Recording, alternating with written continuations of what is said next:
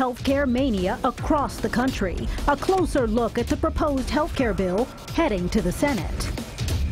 A section of Highway 71 has a ton of drivers confused about getting to the airport. We go through it live to sort through what's going on. Greater than 99.7% effective. And against all odds, this cute little girl was born. The story that stemmed from a viral photo.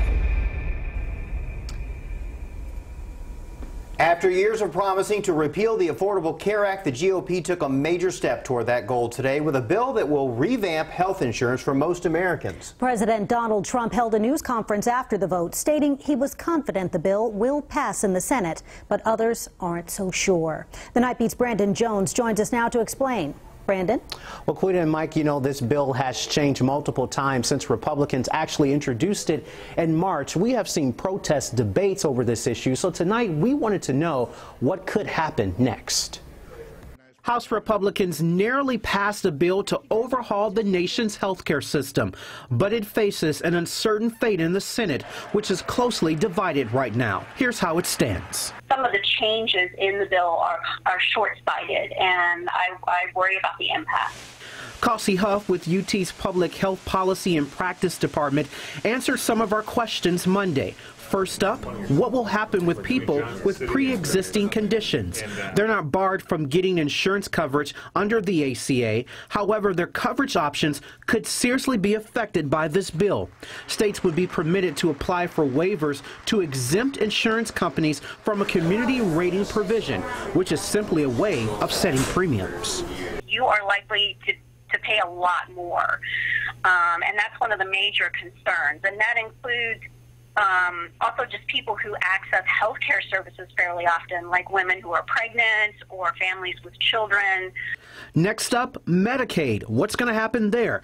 The new bill calls for major changes to the way Medicaid is funded. First, the federal support of expanded Medicaid coverage to those earning no more than 133% of the federal poverty level would be rolled back. People who receive Medicaid will be required to work unless they are disabled, pregnant, or elderly. The House didn't wait for the Congressional Budget Office to cost out the bill, so there's lots of questions about cost. Also, since this bill rolls back Medicaid expansion for states that expanded Medicaid, those senators are going to have a lot of questions. So we did ask Huff to weigh in on if the Senate would pass this new health care bill, and she simply said she doesn't think so. Mike? All right, thanks, Brandon. Well, after that final vote in the House today, Democrats chanted as their Republican colleagues left the floor.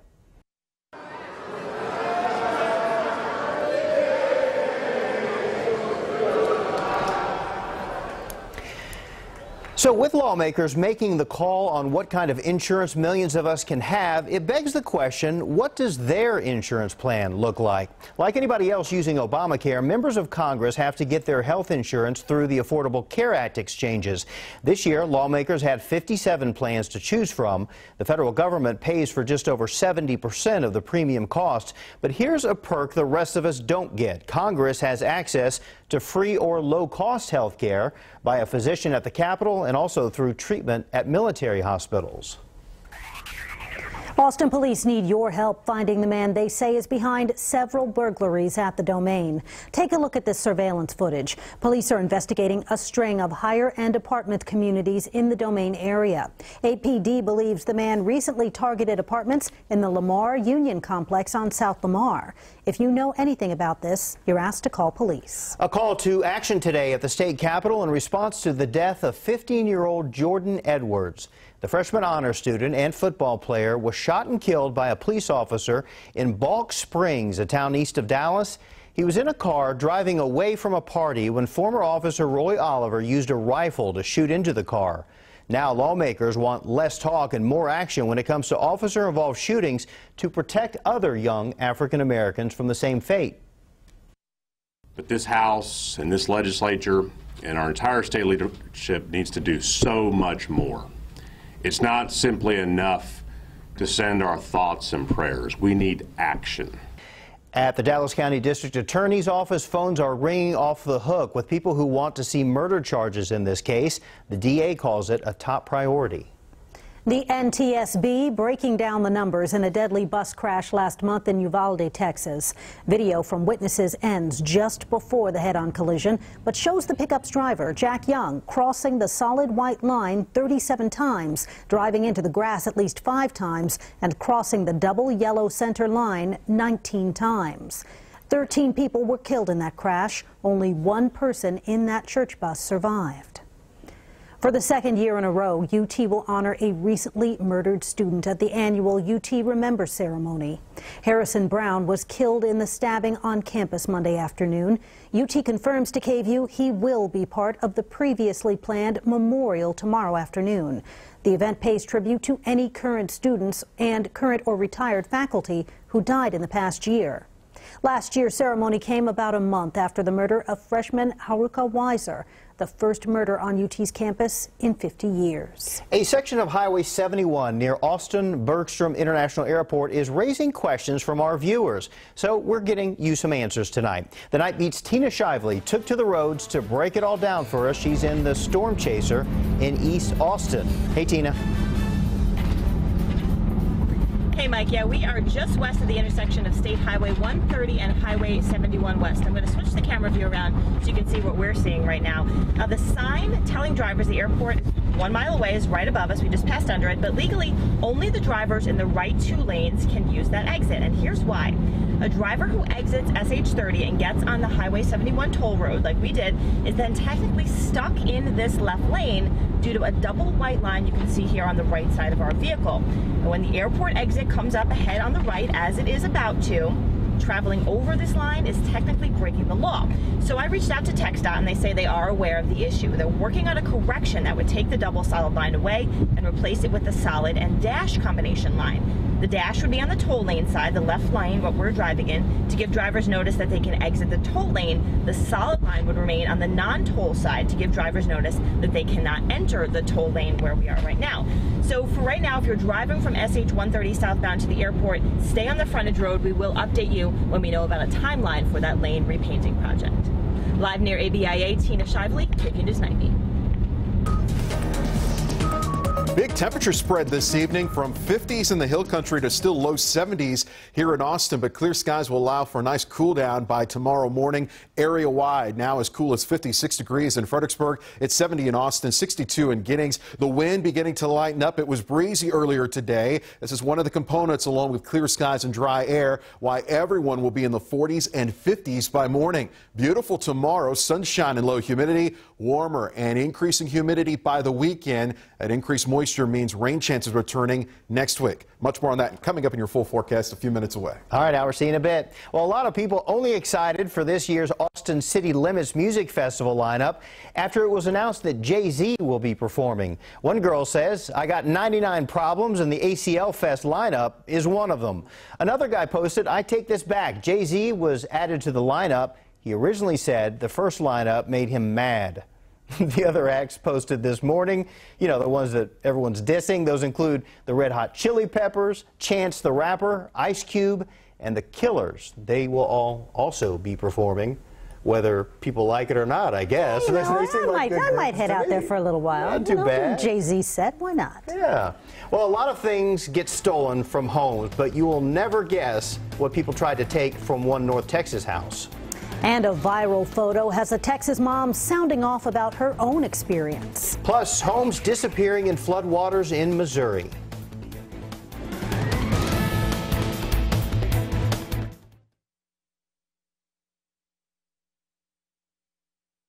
Temperatures right now, low 60s at the airport, low 70s at Kent Mabry, dry air with 33% relative humidity. It was a great afternoon, below average today, highs upper 70s and low 80s. A little warmer tomorrow, a lot more humid by the weekend. That's coming up.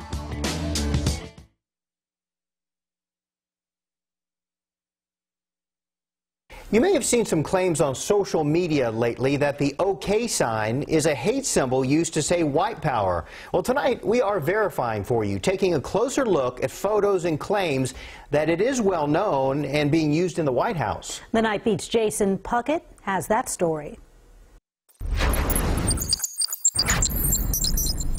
Our sources in this case are pretty easy. First, the initial claims made on social media and the Anti-Defamation League.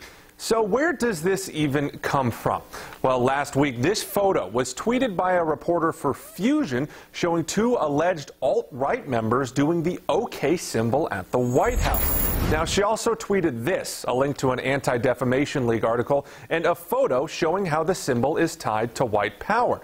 The only problem, that ADL link goes to a separate image, a known white power symbol that we aren't going to show, made using both hands.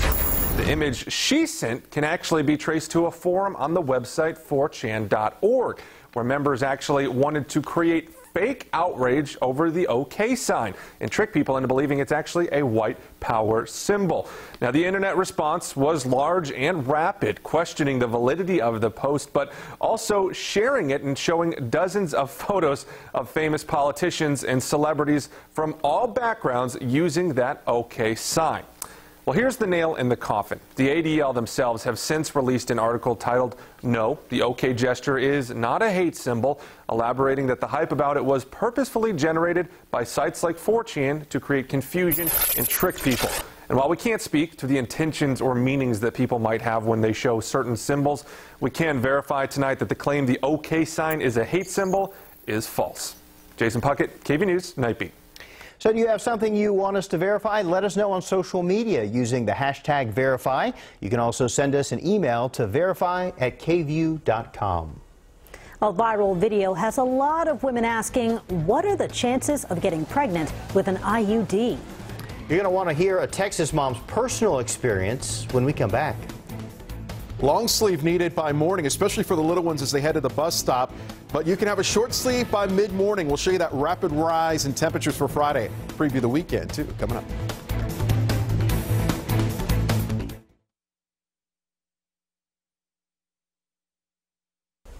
Well, you may have seen it. This photo going viral on Facebook. It's a newborn baby holding a birth control device called an IUD. While the mother of this baby says he wasn't born holding the device, a nurse put it in his hand after finding it behind the placenta. The Nightbeat's Chris Betts found out something like this can happen and has happened here. All new at 10. All right, Rosemary. Ready? Go. It's no surprise to anyone who knows 7-year-old Rosemary Stover that she's already setting records on her Leander swim team. She's competitive and fits right in with us. Rosemary's been setting records since birth. She was born against all odds, 6 million to 1 to be exact. And we found the IUD perfectly in place, looking good. And then there was also a baby in there moving and, you know, like little babies do. Teresa Stover and her husband were shocked to learn about the pregnancy. Her birth, practically a miracle, considering the IUD is known as the most effective form of reversible birth control. Just ask the pros. Greater than 99.7% effective. But Austin OBGYN Dr. Jennifer Muschaller isn't entirely surprised to hear about Rosemary or this baby now going viral online after an image of him clutching his mother's IUD was posted on Facebook. They do happen. Say what? And I did have a baby during my residency who was born holding the IUD at delivery. So if it does happen, is it dangerous for the baby? And because it doesn't have a lot of hormones, if a pregnancy does actually take place, the IUD can remain in the uterus and it won't cause any harm or damage to the pregnancy. Good news for any future moms out there. Teresa's just thankful Rosemary was born healthy. And as you can imagine, it's become quite the family story. She said it was clean as the day she put it in. Chris Betts, KVUE News, Nightbeat. Wow. Well, a North Texas family is currently living without a roof over their heads, but the reason is not what you think. The Greeners say they woke up before 7 this morning to the sound of men tearing their roof from their house. They originally planned to have their roof replaced, but not for another few weeks. The homeowners notified their contractor to make sure, but learned he wasn't behind it. 2 hours later, the men left, taking half of the roof with them. The Greeners later filed a police report, and their real contractor also came to tarp up the roof. Substantial flooding continues in parts of the Midwest and in the South. Now the National Guard is stepping in to help. Take a look at this. Floodwaters are rising to record levels in Missouri and Arkansas, so much so they flooded the Missouri, the Mississippi, and the Black Rivers. It started when heavy rains hit the area over the weekend. Officials say at least 17 people in the region have died from weather-related incidents. Wow, it is awful to see all of that water out there. Yeah, that's the area I just came from, the St. Louis area. They're dealing with that right now, and it's just a mess out there. Here at home, we did have a little bit of rain this week, but nothing to speak of, certainly nothing like that. And we've got a great week ahead pretty much in the weekend. Yep, all thanks to this high pressure, and it's the same ridge of high pressure that allows for sinking air and sunshine and fair weather that will be moving east, and they'll be drying out in a big way.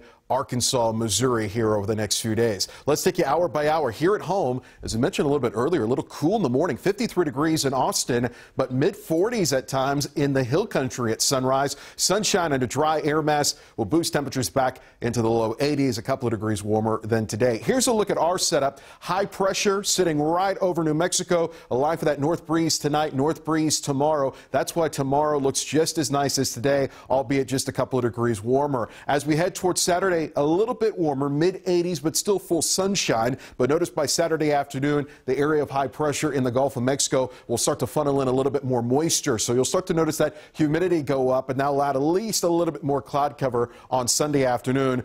Upper 80s Sunday afternoon with a pretty strong wind off the Gulf of Mexico. But tonight is great. Clear skies, 53 degrees. We're talking about mid to upper 40s west of the interstate in the hill country, upper 40s and low 50s for those that live east of the interstate. And then sunshine, and by the mid to late afternoon, upper 70s and low 80s across the region. A breeze out of the north at 10 to 15 miles per hour will keep the humidity levels down at least for one more day. Anywhere from about 81 to 83 degrees across the metro for tomorrow, and most spots across the area in the low 80s, the exception Fredericksburg at about 79 degrees. Under the microscope here at KVUE, just trace amounts of pollen the last few days. We didn't see any grass pollen today. We could tomorrow, along with the pecan pollen, and molds will remain elevated in the medium count. Allergy forecast from the KVUE Storm Team, found every day in the Statesman. Tonight's KVUE weather snapshot, courtesy of George Griffith. A great shot for spring. Love those colors. Love to see your nature and weather photos for a brand new contest month snapshot at KVUE.com.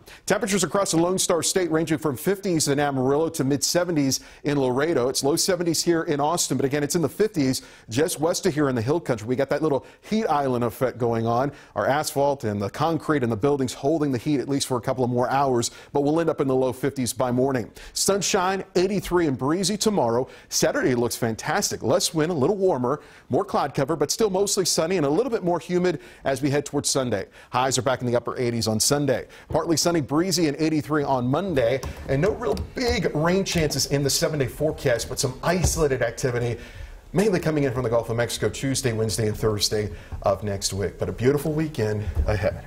All right. Thanks, Albert. Boy, we're talking about a nasty looking, I mean, it just looked painful. Yeah, it didn't look good, and it can't be good news for the Spurs. Hate to be pessimistic. We knew Tony Parker went down with an injury. Now we know how long he's going to be out. And the judge who took on Charlie Strong in Florida realizes a change has to be made when KVUE returns. Embarrassed and ashamed.